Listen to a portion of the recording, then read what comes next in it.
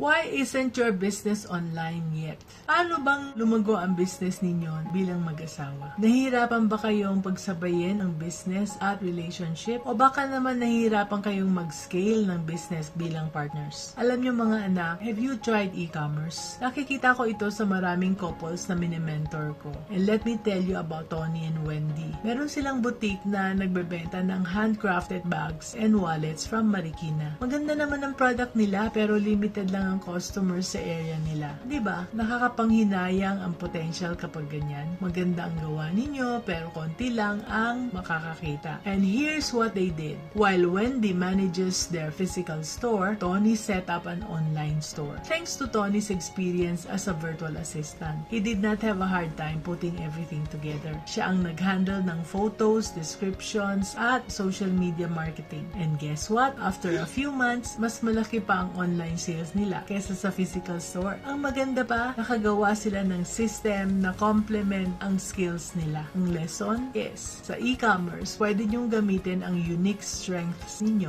bilang partner para lumago ang business ninyo ng mas mabilis. Remember mga anak, ang pagiging mag-asawa or mag-partner ay advantage sa business. Kung maganda ang communication at trust, mas efficient ang operations natin. Yan ang tunay na business-minded Pinoy.